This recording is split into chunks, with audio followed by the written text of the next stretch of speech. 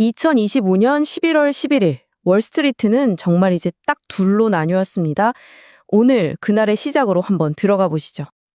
자, 이게 정말 흥미로운데요. 다우랑 S&P 500은 사상 최고치를 찍었는데 바로 그 같은 날에 기술주 중심의 나스닥은 뚝 떨어졌단 말이죠. 아니 도대체 무슨 일이 있었던 걸까요? 보시면 아시겠지만 이 대비가 정말 극명하죠. 한쪽에서는 경기순환주들이 다우랑 S&P를 막 끌어올려서 사상 최고치를 만들었는데 다른 한쪽에선 기술주들이 와르르 무너지면서 나스닥의 발목을 딱 잡아버린 겁니다. 자, 그럼 기술주 하락의 불씨는 어디서 시작됐을까요?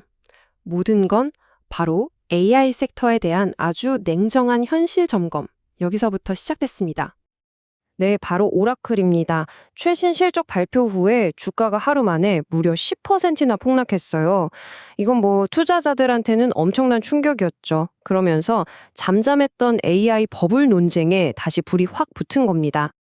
핵심은 이거예요. 투자자들이 보기에 클라우드 매출은 기대에 못 미치는데 2026년 설비 투자 계획, 그러니까 AI 인프라에 쏟아붓겠다는 돈은 500억 달러로 엄청나게 늘렸단 말이에요.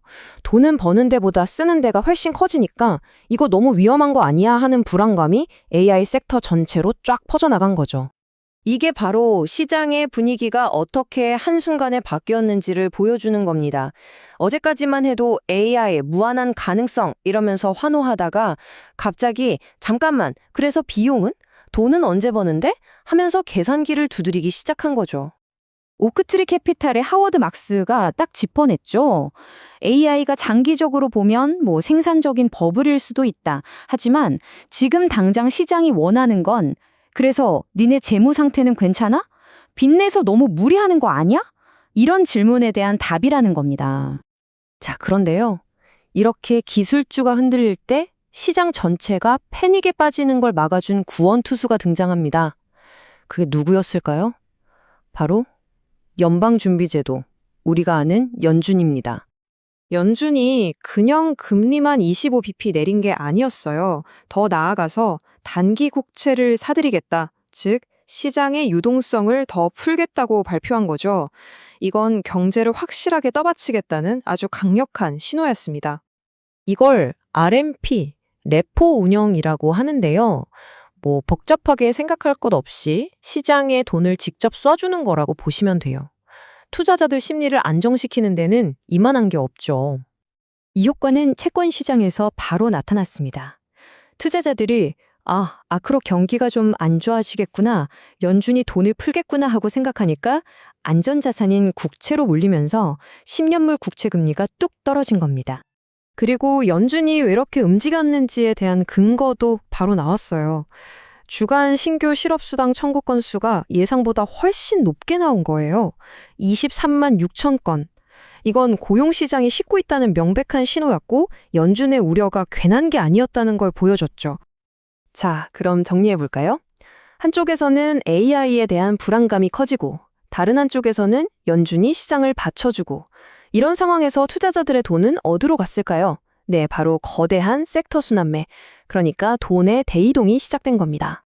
이 차트를 보면 자금 흐름이 한눈에 보이죠. 소재 섹터가 무려 2.2%나 오르면서 그날의 확실한 승자가 됐습니다. 반면에 AI와 기술주가 몰려있는 커뮤니케이션 서비스 섹터는 1%나 빠지면서 가장 큰 타격을 입었고요. 돈이 어디서 빠져서 어디로 들어갔는지 정말 명확하게 보이죠. 이 흐름의 논리는 아주 간단합니다. 첫째, 수익성이 불합실한 고성장 기술주에서 일단 발을 빼고, 둘째, 연준이 든든하게 버텨주니까 안전한 곳을 찾고, 마지막으로 경제가 안정될 때 수혜를 보는 소재나 금융 같은 경기 순환주로 돈이 옮겨간 거죠. 자, 이런 큰 흐름 말고도 그날 시장의 온도를 읽을 수 있는 몇 가지 중요한 신호들이 더 있었습니다. 이것들도 한번 짚어보죠. 여기서 중요한 게 AI라고 해서 다 나빴던 건 아니라는 점이에요. 보세요. 브로드컴은 장 마감 후에 AI 칩 매출이 74%나 늘었다는 엄청난 실적을 발표했고요.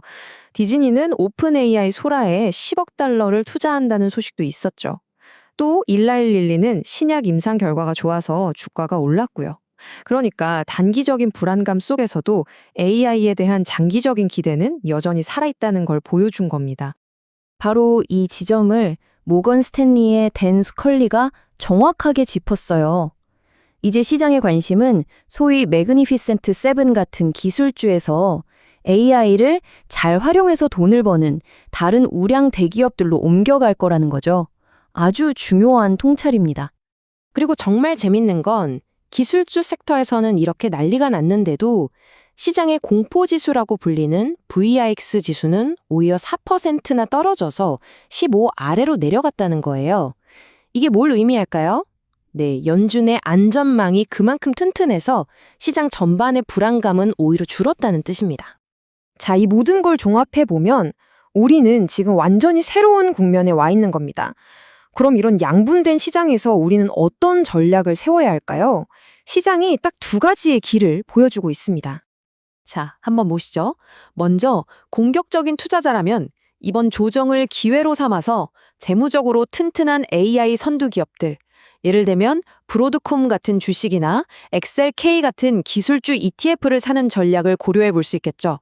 반대로 안정적인 걸 선호한다면 연준의 정책 수혜를 입는 경기 순환주나 소형주, 가령 IWM이나 XLF 같은 ETF에 투자하는 방법이 있을 겁니다. 물론 각각의 리스크도 분명히 존재하고요.